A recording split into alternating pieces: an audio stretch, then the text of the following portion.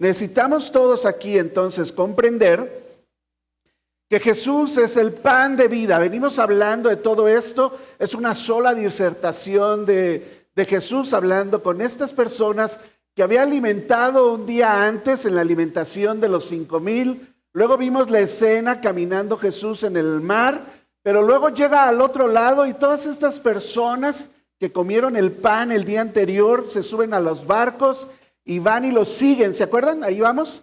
Y entonces empieza esta discusión prácticamente con ellos, porque les dice Jesús, ¿verdad? Ustedes me están buscando no porque creen en mí, sino porque comieron ayer pan bien sabroso y se saciaron, ¿verdad? Comieron el pan y se saciaron y empieza esta discusión, pues muéstranos a ver qué obra haces y no sé qué, ¿verdad? Ahí ese fue el mensaje anterior. Pero siguiendo en el mensaje o en la disertación que tiene Jesús ahí, Él les dice claramente, yo soy el pan de vida. Y ese pan de vida se nos dio por gracia. Tú y yo no merecíamos el pan que descendió del cielo, no merecíamos a Jesús que viniera a nuestra vida, ni merecíamos, vamos a ser sinceros aquí, no merecíamos la vida que Él nos puede dar, ni siquiera la vida eterna. No solamente nos da vida plena, nos va a dar su imagen y somos transformados a la imagen de Cristo. Y por eso la gente que ve a un verdadero cristiano dice, ¿qué le pasó, verdad? Cambió, algo que nunca nadie pensó, alguien que nunca nadie iba a poder lograr. Dios lo hace en un momento y te hace nacer de nuevo y luego te hace transformarte a su imagen. Y no conforme con eso, asegura en el pasaje claramente que vamos a llegar hasta el fin. Y un día nos van a resucitar con un cuerpo nuevo, gracias a Dios, ¿verdad? Porque este cuerpo se va desgastando, el hombre exterior, ¿verdad? Aunque el interior, leíamos, creo que con los jóvenes, el interior se renueva de día en día, pero este exterior no, este exterior le duele todo, ¿verdad? Amén, qué terrible. Bueno, un día vamos a resucitar, vamos a estar con Él. Entonces, vamos a ir viendo en este pasaje, usted tiene que poner mucha atención, porque en este pasaje lo que vamos a ver es, por un lado, lo que Jesús está explicando acerca de la salvación y el proceso de la salvación de nuestra vida, pero también cómo debemos vivir esta vida que tenemos el día de hoy. Entonces, vamos a ir en paralelo viendo y desglosando nuestro pasaje. Lo primero que tenemos que entender es que el pan sostiene nuestra vida física, ¿verdad? Todos necesitamos comer. ¿O hay alguien que dice, no, yo puro aire? Yo puras quesadillas de aire. ¿Alguien que ha comido quesadillas de aire? De aire, de nada, sí. Allá ¿dónde era? En León, ¿no? En León, Guanajuato venden quesadillas de nada, se llaman. O quesadillas de aire. Pues es que nada más es la tortillita así doblada, pasada por el aceite, frita pues, y dorada, y luego entonces ya le pones queso, crema, lechuga, salsa. No, hombre, bien buenas las quesadillas de nada, ¿verdad? Pero no, la verdad es que todos necesitamos comida y comida física, aunque sea un huevito, ¿verdad? Un huevito con catsup. Algo necesitamos. La comida, y es muy clara la palabra de Dios al comparar, porque lo que está haciendo Jesús es usar una ilustración para que nos quede más claro la necesidad que tenemos de Él. ¿Cuál es nuestra necesidad más grande? Dicen que a todo se acostumbra uno, menos a no comer, ¿verdad? Bueno, entonces Jesús está usando lo mismo, porque lo que es el pan para los judíos es la tortilla para nosotros.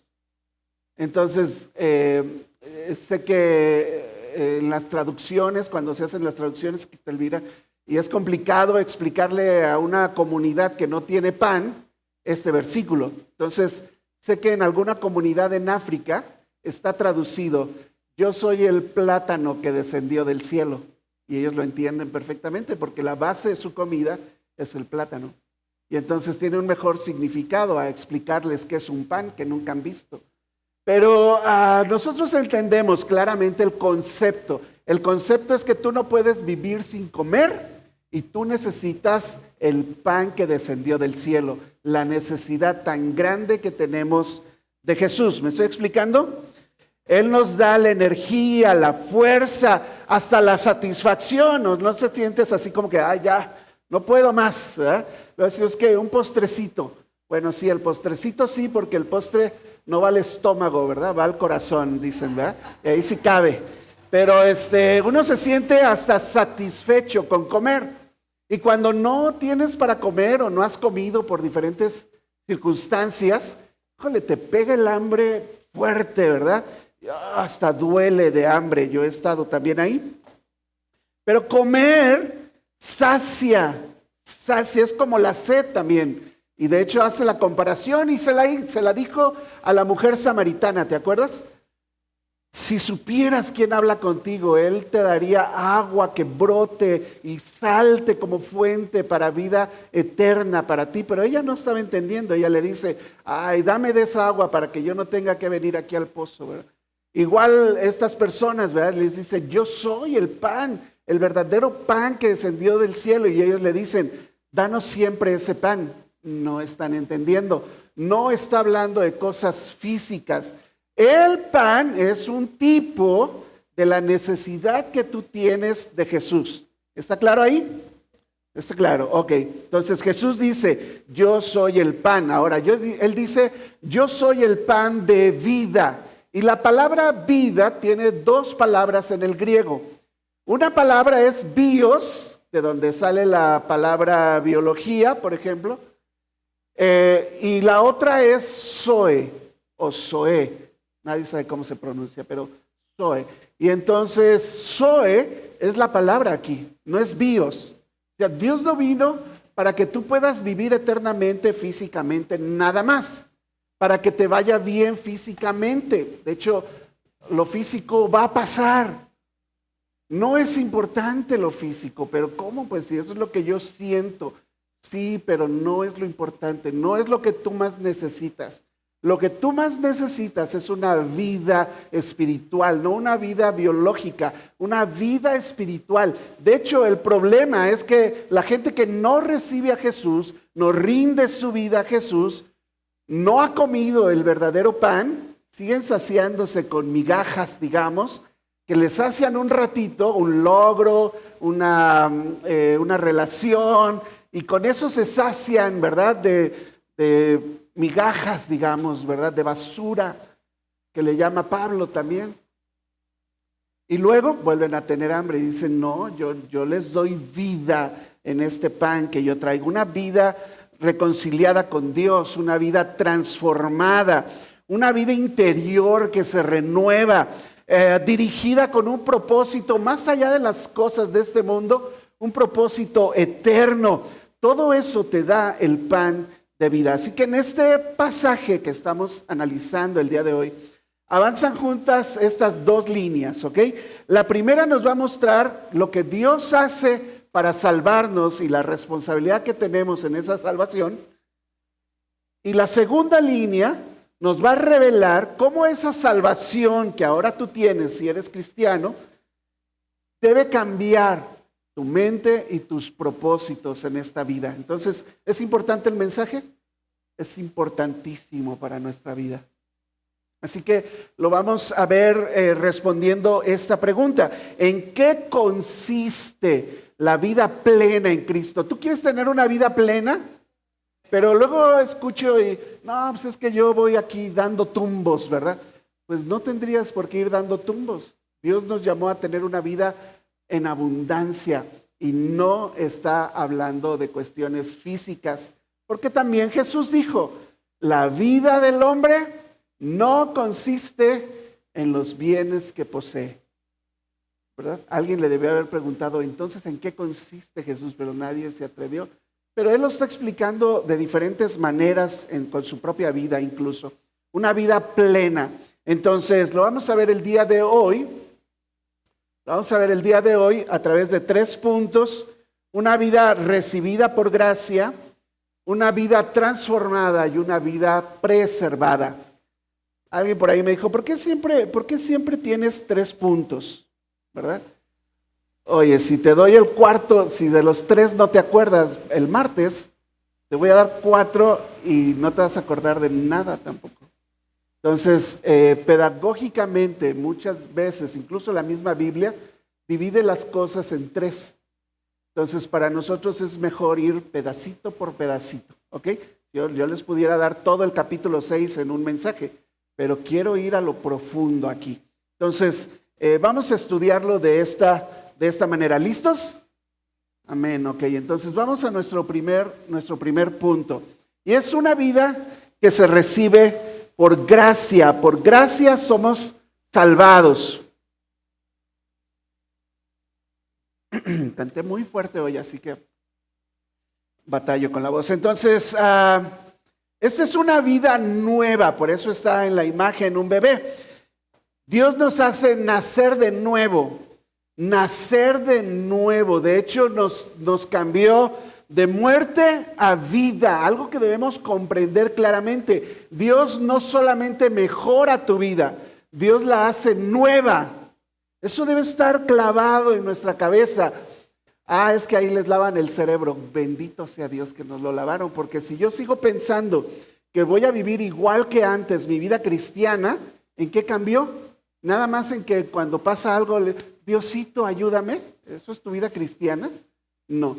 Tu vida cristiana es una vida nueva. Lo viejo pasó, ¿verdad?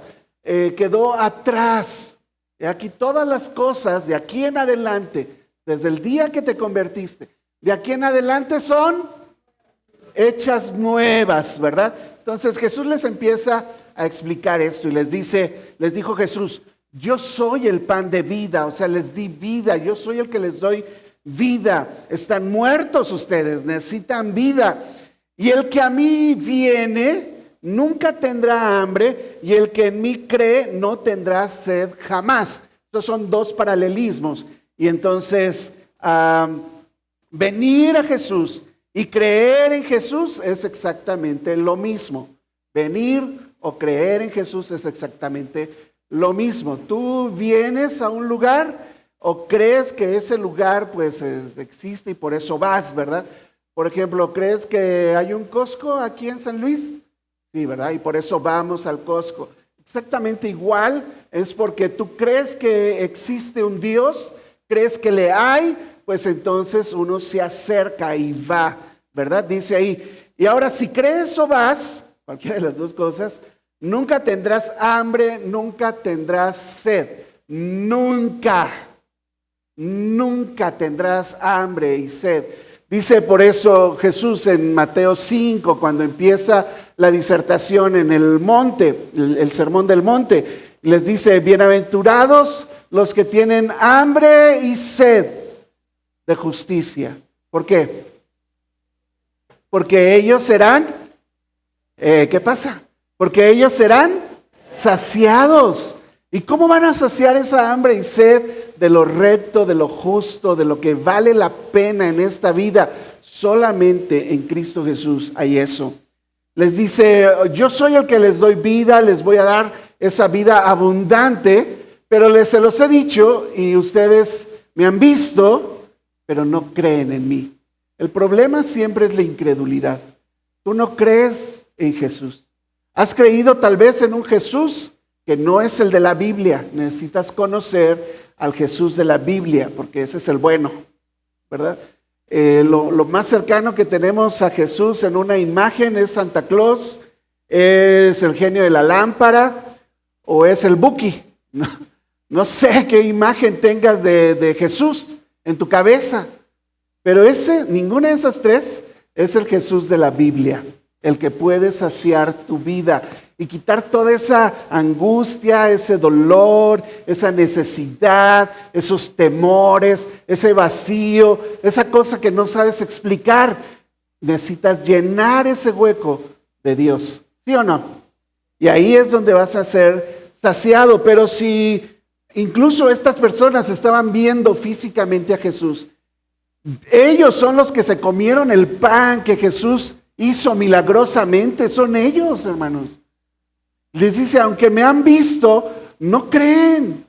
No me digas que crees, porque estás aquí por los motivos incorrectos, que fue el mensaje de la semana pasada. Me han visto y no creen, pero miren, yo sé, dice Jesús, que hay personas que vendrán a mí y creerán, no solamente ahorita, sino a través de la historia de la humanidad y todo lo que el Padre me da, este grupo de personas que el Padre le dio a Jesús, vendrá a mí y el que a mí viene, no le echo fuera. Ese pasaje ha creado tanta controversia entre que si la salvación nos toca a nosotros y entonces hay que decirle a la gente, ven a Jesús, recibe a Jesús en tu corazón, frases de ese tipo. Y si no hay que hacer nada, porque pues Dios se los da a Jesús. Entonces son los dos extremos. Siempre, acuérdate, los extremos siempre son malos, ¿verdad?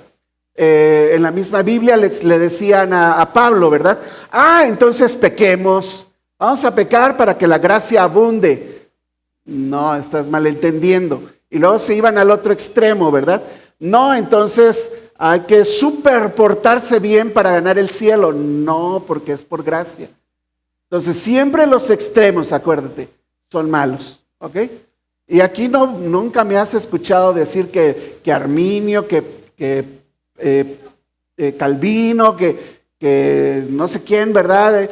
Yo he estudiado a todas esas personas, hermanos, sé lo que compartieron, incluso sé historia de la iglesia.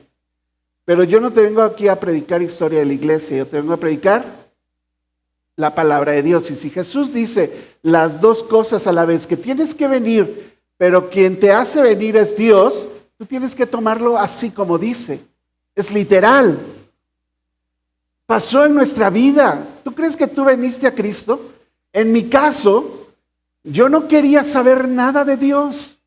Le hacía burla a la persona que me estaba invite a la iglesia, me burlaba de ella.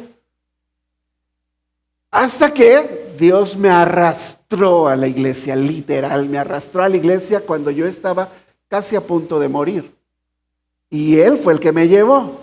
Pero surgen las dos cosas, ¿sí? Es Dios quien nos acerca, es una obra de Dios, una salvación que Dios inicia, pero que tiene que ver también con tu respuesta al Evangelio, ¿ok?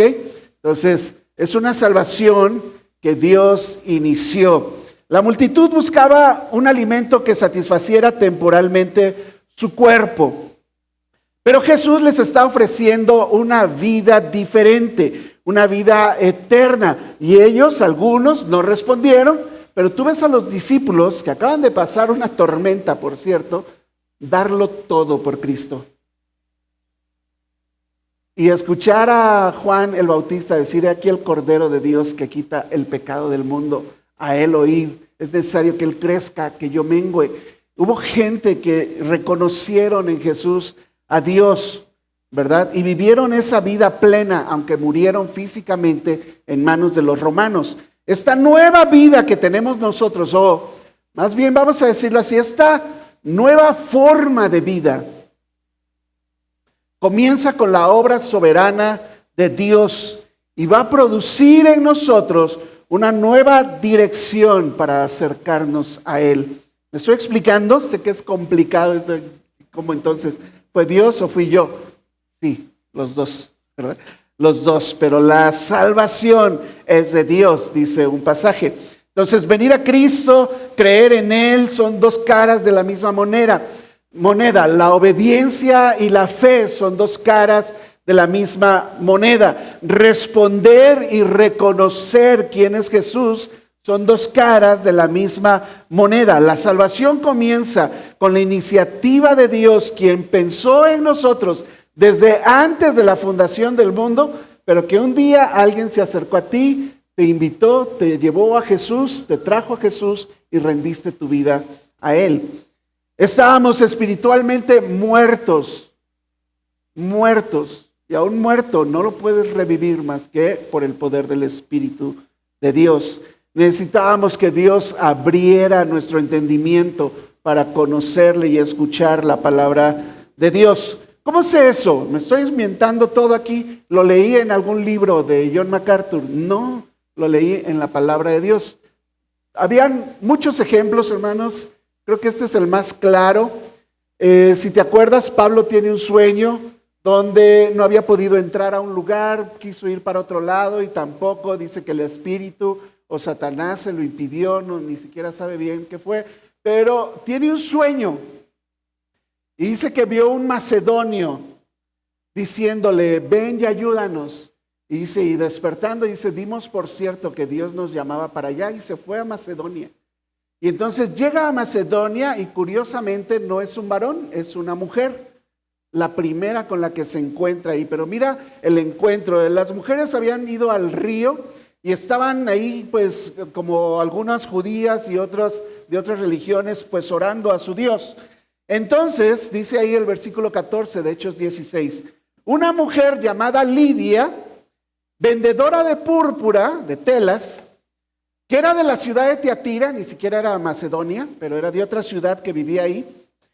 Adoraba a Dios ella y estaba oyendo, porque Pablo empezó a compartirles. Y el Señor, ¿quién? El Señor abrió el corazón de ella para que estuviera atenta a lo que Pablo decía. ¿Y qué pasó después? Ella cree con toda su casa y son bautizados. Incluso le dicen a Pedro, quédate, no, yo tengo que seguir porque vi a un macedonio, ¿no? Y sí, le obligaron a quedarse, dice ahí. Dios abrió el corazón de Lidia, ella escuchó, ella respondió, muy parecido a lo que cada uno de nosotros hicimos aquí. La soberanía de Dios no elimina la responsabilidad del hombre de acercarse, pero Dios tiene un grupo de personas que son de Jesús y nada las va a arrebatar de su mano. La vida plena entonces comienza cuando Dios nos condujo a Cristo. ¿Te condujo Dios a Cristo? ¿Es la pregunta? Amén, ¿verdad? Claro que sí. Bueno, te condujo hacia Él para que tuvieras una vida diferente, una vida plena. Una vida plena. Ahora, ¿en qué consiste ahora tu vida? Una vez que Dios te trajo a sus caminos, te dio vida eterna, te trajo de muerte a vida, te hizo una nueva criatura o te hizo nacer de nuevo, todas son ilustraciones de lo mismo. Ahora, ¿qué corresponde con nosotros? Es la pregunta aquí. Lo que corresponde, hermanos, es vivir una vida que agrade a Dios, una vida que agrade al Padre, ¿sí o no? Sin fe es imposible agradar a Dios. Y usted necesita tener fe en Dios. Pero necesita conocer a Dios. Ya estás en los caminos de Dios. Conoce a tu Dios que te trajo a una nueva vida diferente a lo que habías vivido. Para que tengas una vida plena en Él. Que no depende de las circunstancias. Depende del pan que descendió del cielo. Una vida que agrada al Padre significa reconocer que toda nuestra vida le pertenece y vivir una vida guiados ahora por su palabra, por su espíritu y no por nuestros deseos y hacer su voluntad. Y hacer su voluntad. Dice Colosenses, Pablo aquí, Colosenses 1, 9 y 10. Por lo cual, también nosotros, desde el día que lo oímos, de que andan bien en el Señor, no cesamos de orar por ustedes, colosenses, y de pedir, ¿qué era la oración de Pablo por los colosenses? Que sean llenos del conocimiento de su voluntad, en toda sabiduría, en toda inteligencia espiritual. Yo sé que tienen inteligencia ahora artificial, pero ni siquiera está hablando de inteligencia artificial, no. Esta inteligencia es inteligencia espiritual. Tú necesitas conectarte, más que con el chat GPT, conectarte con Dios. Ahí está la sabiduría que tú necesitas para tu vida diaria, para enfrentar las situaciones que vengan. No le preguntes al chat GPT, ¿y ahora qué hago? Ve a la palabra de Dios y ve qué hicieron otros hombres, otras mujeres, en esas condiciones muy parecidas a las que tú estás pasando. ¿Sabes que muchas de esas condiciones las pasó el mismo Jesús? Él sabe pasar por lo que tú has pasado. Cosas fuertes, cuestiones de tentación. Dice la palabra que fue tentado en todo, pero sin pecado. ¿Alguien te ha rechazado? ¿Qué crees? A Jesús lo rechazaron siendo Dios. Alguien ha sido injusto contigo. También Jesús, Él sabe consolarte porque ha pasado por todas las cosas. Has perdido un hijo. Muy difícil, ¿verdad? Bueno, Dios entregó a su hijo. ¿Crees que Él no sabe y conoce el dolor de perder un hijo? Necesitas conocer a tu Dios y vivir ahora esta vida agradable a Él. Y era la oración de Pablo, que tengan inteligencia espiritual. ¿Para qué? ¿Para qué, Pablo? ¿Quieres que tenga inteligencia artificial? Digo, espiritual, ¿verdad? Para que andes como es digno del Señor. Para que andes como es digno del Señor. Ahora pregúntate honestamente, ¿andas como es digno del Señor? Tú dímelo. Bueno, no me lo digas aquí, ¿verdad? Que nos vamos a enterar todos que no. Pero todo el propósito de haberte salvado, de darte una vida nueva, es para que ahora agrades a Dios. Le agrades en todo, dice ahí. Que andes como es digno del Señor. ¿Cómo es andar digno del Señor? Agradándole en todo, llevando fruto para toda buena obra y creciendo en el conocimiento de Dios. Y eso es lo que tenemos que hacer, hermanos, como hijos de Dios. Si no sabías qué hacer y que tu vida está aburrida y todo es ir al trabajo, ir a la escuela, regresar a casa, hacer lo que tienes que hacer y dormirte y otra vez, y de vez en cuando ir de vacaciones, y eso es toda tu vida, pagar las cuentas, esperar alguna enfermedad, a ver cómo le vas a hacer. Esa es tu vida. Muy triste esa vida, hermanos. Eso es la vida del mundo. Por eso pasan todas las personas sin Dios. Tú las vas a pasar con Dios, y lo que tienes que hacer en tu vida, si quieres tener un propósito diferente en tu vida, ahora que Jesús te salvó, es agradarle en todo, andar como es digno del Señor, llevar fruto para toda buena obra y crecer en el conocimiento de Dios. Colosenses 1, 9 y 10. El corazón es el problema, ¿verdad? El corazón tiene suficiente espacio para amar muchas cosas a la vez. Le decimos corazón de condominio. ¿No te gusta que alguien a quien tú amas tenga un corazón de condominio, verdad que no? Que ame a uno y a otro y a otra. Eso no está bien, hermanos. Se llama infidelidad, ¿verdad? O si estás cambiando a Dios por otras cosas, se llama idolatría. ¿Ok? Las dos están mal. Las dos están mal, pero nuestro corazón caído, digamos, está partido en varias partes, ¿verdad? Está dividido en varias partes. Y entonces tiene espacio para muchas cosas que te agradan, pero que no agradan a Dios. El problema es que Dios no debe competir. Dios debe ser lo principal en tu corazón. No se puede servir a dos señores.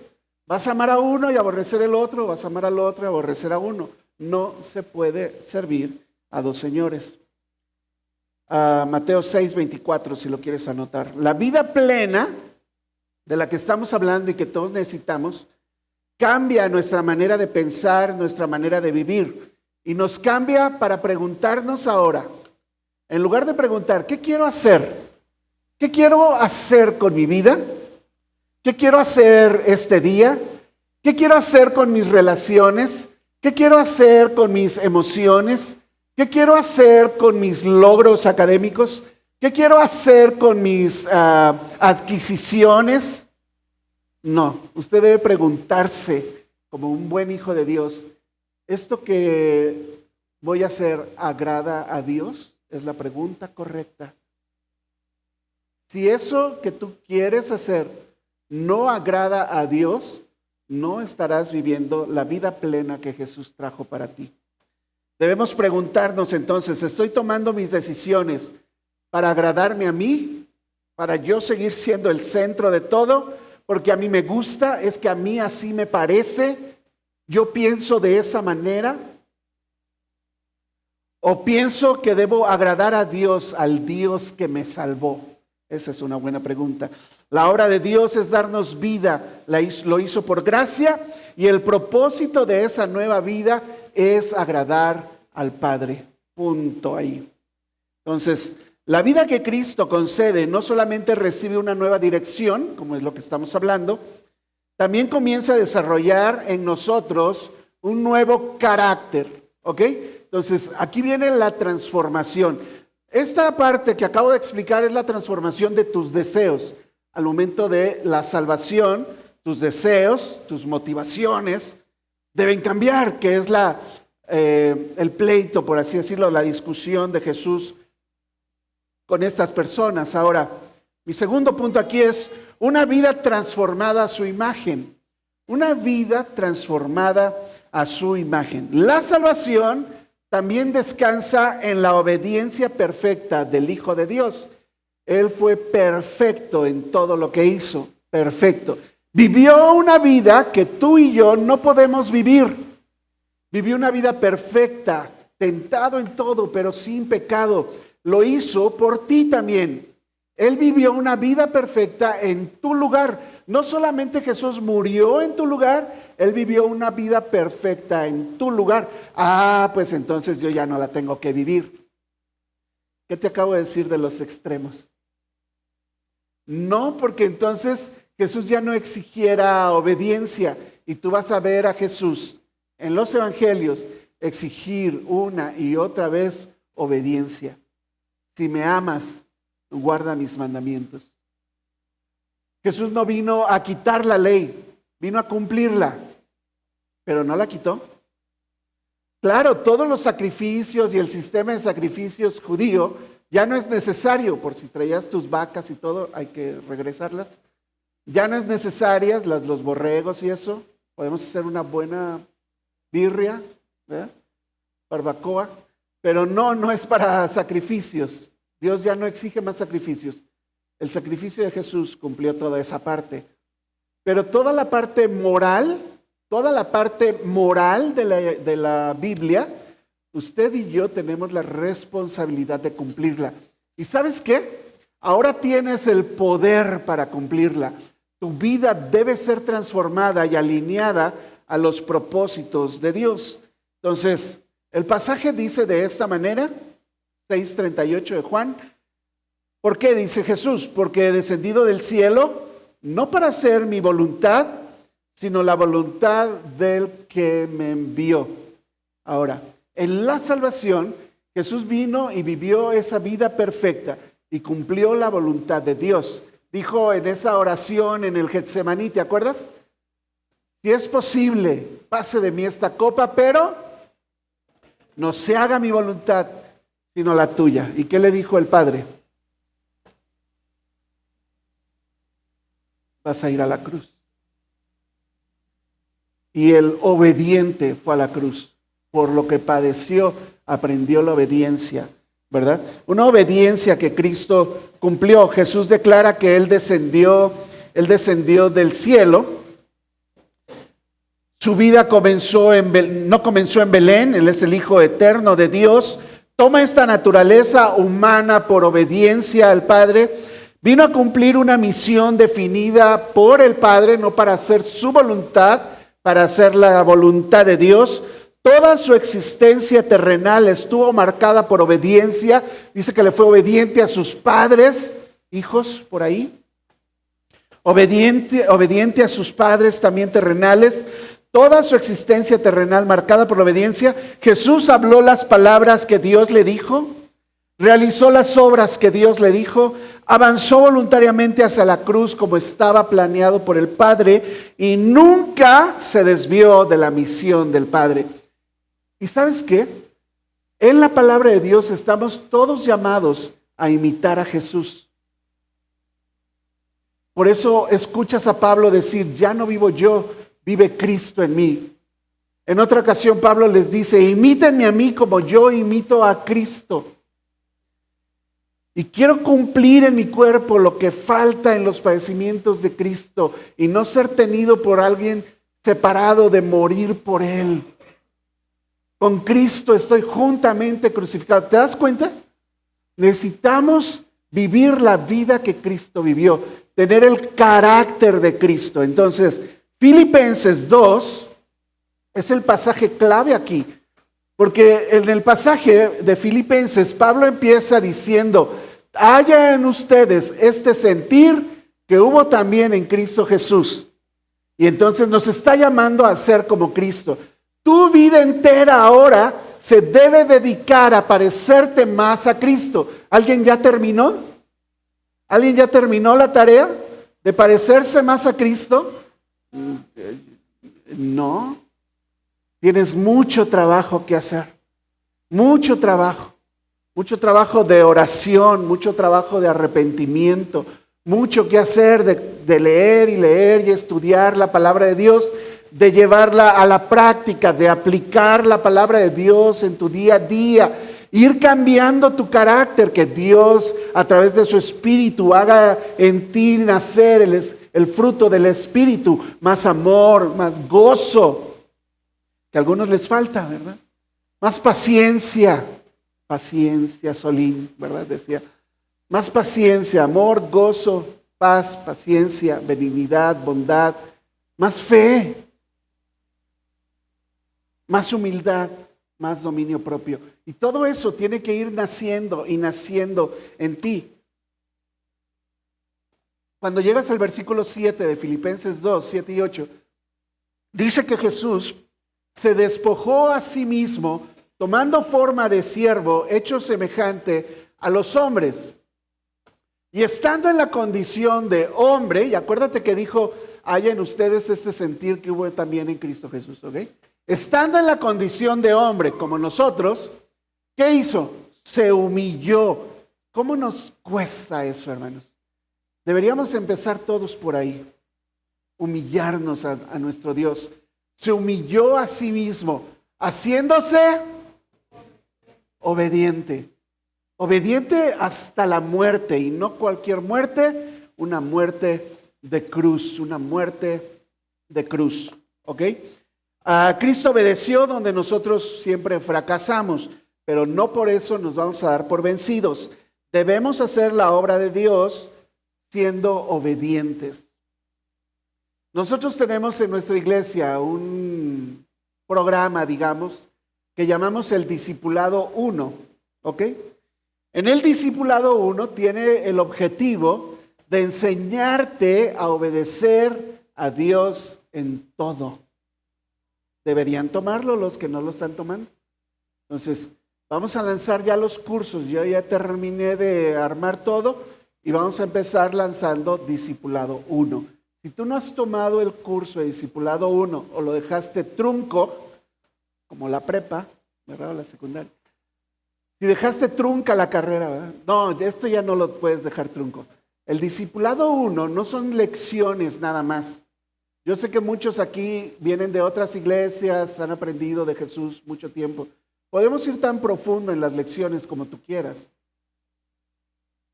Dices, no, de la salvación, ¿qué me vas a hablar a mí, verdad? ¿Quieres meterte a la salvación? No vamos a acabar nunca hablando del Evangelio. Pero aparte de las lecciones, compartimos vida contigo. Entonces necesitamos todos aprender a obedecer a Dios en todo y tener una vida que refleje que somos cristianos. ¿Somos o no somos? ¿Somos cristianos o no somos cristianos, hermanos? Me preocupa a veces yo en mi sentirme tan inútil, por así decirlo. Digo, o sea, trato de hacer lo mejor que puedo para exponer la palabra de Dios. Y luego me entero que están en diferentes situaciones, muy diferente a lo que enseñamos en esta iglesia. Y yo digo, aparte de que pues tú fallaste y demás, ¿verdad? Pero yo tomo mi parte y digo, ¿en qué estoy fallando, Dios mío? Ayúdame a ser un mejor predicador, un mejor comunicador, que tu palabra, Señor, no solamente fluya de una mejor comunicación, que tu palabra rompa los corazones duros y haga la obra en cada uno de ellos. Y es mi oración por cada uno de ustedes. Dice que fuimos predestinados para vivir una vida a la imagen de su Hijo. Romanos 8:29. Porque a los que antes conoció, o sea, Dios te conoció desde antes, también te predestinó, o sea, te dio un destino, desde antes te lo dio. ¿Para qué? Para que fueras hecho conforme a la imagen de su Hijo. Y cada uno de los que estamos aquí tenemos que parecernos cada día más a Cristo en nuestro carácter, para que Él sea el primogénito, ahora sí, entre muchos hermanos. La clave, ¿verdad? Para la transformación del corazón. ¿Cuál es la clave entonces para la transformación de nuestro corazón? Una palabrita, hermanos, se llama arrepentimiento. Arrepentirnos del pecado. Es más, arrepentirnos del pecado. Casi, ¿verdad? Porque es un pecado que llevó al otro y otro pecado que llevó al otro. El otro día estábamos haciendo ese ejercicio con una persona, ¿verdad? O sea, pecaste, sí, hice esto. Ok, pero antes de eso, ¿qué más hiciste? No, pues entonces primero hice esto. Sí, pero antes, no, pues entonces hice esto, ¿verdad? Y nos tenemos que arrepentir del pecado. Esa transformación se hace visible en nuestra vida al ser humildes, al tener amor, paciencia, pureza, obediencia especialmente. Sufrir con gozo como cristianos. La vida plena, entonces, no significa una vida sin problemas. De hecho, en las pruebas es donde tu carácter va a ser probado. Tu fe es probada y debes de crecer en el carácter de Cristo. Esa es tu vida plena. Tu vida plena es aprenderle en las dificultades. Mira, esta semana que pasamos esta situación de la incertidumbre de cómo iba a nacer un bebé, yo fui probado en mi fe, yo en lo personal. Fui probado en mi fe, hermanos, y yo reconozco necesito crecer más en la fe. Las pruebas deben producir más fe, más obediencia, menos amargura, ¿verdad?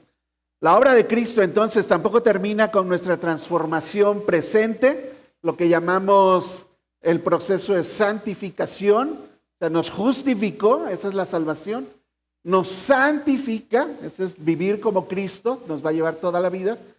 Pero luego entonces, el mismo Jesús aquí en este pasaje, habla de que Él nos recibió, de que nada nos va a arrebatar de ahí, de que nos va a preservar hasta el final, nos va a resucitar y nos va a dar una vida eterna que ya empezó. Una vida eterna que ya empezó. Nos va a levantar hasta llevarnos a ese día, ¿ok? Es una vida preservada hasta la gloria. Ahí está, ¿verdad? La pregunta, ¿estoy creciendo en el carácter de Cristo, verdad? Y puse ahí una imagen de un papá que se parece a su hijo. Vamos aquí al tercer punto, entonces. Una vida preservada hasta la gloria. Jesús termina esta discusión, de hecho no ha terminado, va a terminar en el siguiente mensaje, y les dice esto, ¿verdad? Ahí a estas personas. Esta es la voluntad del Padre, del que me envió, que de todo lo que me diere, no pierda yo nada, sino que lo resucite en el día postrero. Aquí estoy en Juan 6, hermanos. Cuando lleguemos, no sé cuándo, la verdad, a Juan 17, está Jesús orando en el aposento alto, está orando por sus discípulos antes de ir a la cruz. Y son varios capítulos ahí en el aposento alto, ahí vamos a pasar un buen tiempo. Pero dentro de la oración les dice, mira, los que me diste, yo aquí están, ¿verdad? El único que se perdió es el hijo de perdición, que estaba escrito que se iba a perder. Pero a los que me diste, Señor, aquí están todos, ¿verdad? Y ellos se van a quedar y guárdalos, ¿verdad? Ellos están en el mundo, pero no pertenecen a este mundo. Guárdalos, Señor, y su fin era llevarlos a la gloria. Y les dijo, un día van a resucitar, un día nos vamos a volver a encontrar, ¿verdad? Y Jesús se va. Los discípulos agarran la onda, viene el Espíritu Santo, empiezan a trabajar en llevar el Evangelio a todo el mundo.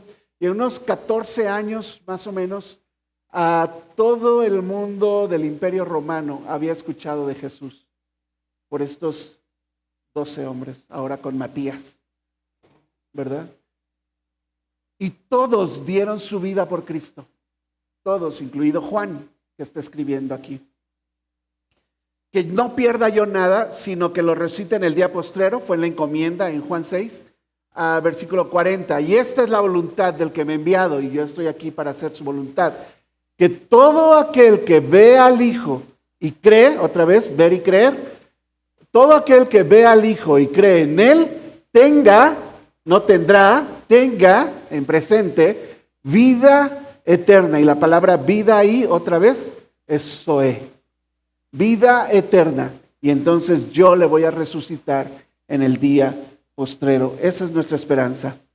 Cristo no solamente comenzó la salvación, nos lleva a través de una vida salvada, garantiza también que su obra llegará hasta el final, que veremos una nueva resurrección en nuestra vida, una resurrección en nuestra vida y entraremos a su gloria.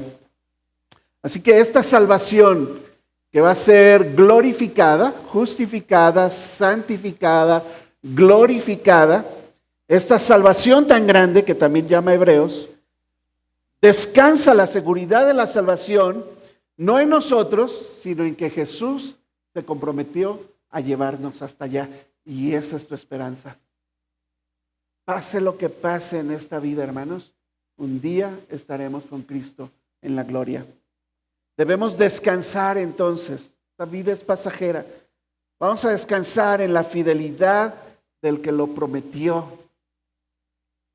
Y eso nos debe sostener, nos debe dar fuerzas.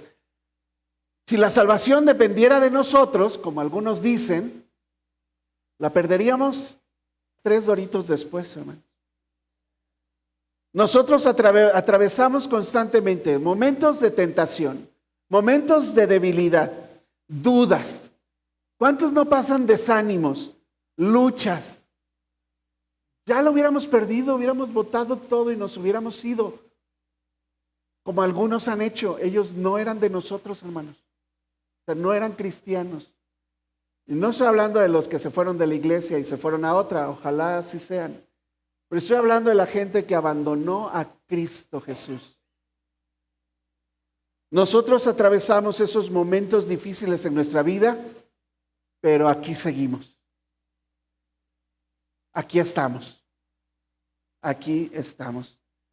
Y Jesús nos va a seguir llevando hasta su gloria. Él corrige nuestra vida, Él restaura nuestra vida. A veces nos va a tocar disciplina en esta vida, nos va a fortalecer, nos va a preservar hasta el fin. Judas, no el Judas que entregó a Cristo, un discípulo, escribió Judas 24:25. Nada más tiene un capítulo Judas. Dice en el versículo 25, explota en adoración y dice: al único y sabio Dios, nuestro Salvador, sea la gloria, la majestad, el imperio y potencia, ahora y por todos los siglos. Amén, dice Judas ahí. De Él depende nuestra salvación hasta el fin. De principio a fin, la vida eterna comienza cuando creemos y alcanzará su plenitud en la resurrección. El mismo Salvador que nos recibió nos guardará hasta el fin. Ahora, sí, esa es una vida que glorifica a Dios. Una vida llevada a la gloria, pero una vida que glorifica a Dios nos toca todavía a nosotros aquí. Cuando Jesús regrese en su gloria, nos sea dado ese cuerpo nuevo de gloria, ¿verdad? Que ya no le duele nada, no se enferma, no se cansa, etc. Ese nuevo cuerpo, ¿verdad? En ese momento seremos glorificados, ¿ok? Pero mientras no hayamos llegado hasta allá, aparte de usted obedecer y aparte de usted agradar a Dios, aparte de usted crecer a la imagen de Cristo, tenemos una función más, un propósito más en nuestra vida. Glorificar su nombre, glorificar a Dios. La finalidad suprema de nuestra vida. Cuando alguien te pregunte, ¿y cuál es el propósito de tu vida? Glorificar a Dios. ¿Qué significa glorificar a Dios? Que todo lo que tú sabes y conoces de Dios, del Dios tan grande y maravilloso que te dio una vida eterna, se lo cuentes a todo el mundo, con tu propia vida, con tu ejemplo, con la forma con que enfrentas las situaciones. y les lleves a ver la gloria de Dios en ti. Eso es glorificar a Dios. Y esa es la principal función del por qué estamos todos en este mundo, para glorificar a Dios. Todos lo hacemos de diferente manera. Unos lo hacen en su familia, ¿verdad? Y teniendo a su familia bien bendecida, orando con ellos, preocupándose por ellos, bendiciendo sus vidas, orando por tus hijos, por tu esposo, tu esposa, teniendo una familia de testimonio. Ahí estás glorificando a Dios. La gente va a ver esa familia, qué onda, ¿verdad? Es diferente. Cuando vas al trabajo, ahí glorificas a Dios. Es tu campo de misión, te hemos dicho, ¿verdad? Dios te bendice a través de ese trabajo, pero en tu trabajo tú tienes la oportunidad de llevar gloria a Dios. Y llega la hora del lonche, no seas como los demás que no oran, porque es la oportunidad precisa para que tú ores por tus alimentos y la gente te vea y te diga, oye, ¿tú por qué haces eso? Porque Dios me dio el alimento hoy, le estoy dando gracias. Pero ¿cómo es eso? Y ¡pum! Surge ahí y tú no sabes si es una lidia que Dios va a abrir el corazón, le va a hacer entender tus palabras y va a llegar a conocer a Cristo. Y glorificas a Dios en cada área de tu vida, en lo económico, en las emociones, en tus reacciones. Toda tu vida debe ser dedicada para glorificar a Dios. ¿Dónde dice eso? Primera de Sergio, ¿no? ¿verdad? Primera de Corintios 10:31. Si pues comes o bebes o haces cualquier otra cosa, hazlo que todo para la gloria de Dios. Incluso venir a la iglesia, te dije la vez pasada. Tú puedes venir a la iglesia con otros propósitos. Te reprendo en el nombre de Jesús. No quiero a gente aquí buscando otra cosa que no sea Dios. Si quieres sacar beneficios de otras personas, si quieres abusar de otras personas, si quieres solamente las puras bendiciones de Dios, pero tú no estás dispuesto a comprometerte con Dios, te lo voy a decir claro de una vez, esta no es tu iglesia. No es la iglesia de Cristo. Dios no nos llamó a eso, nos llamó a glorificarle. Te dije el propósito de cada uno de nosotros en esta vida, si tú eres cristiano, disfrutar de Dios y glorificar de Dios para siempre. Eso es el todo en tu vida. Glorificar a Dios no requiere hacer cosas extraordinarias, hermanos. No tienes que irte hasta la India.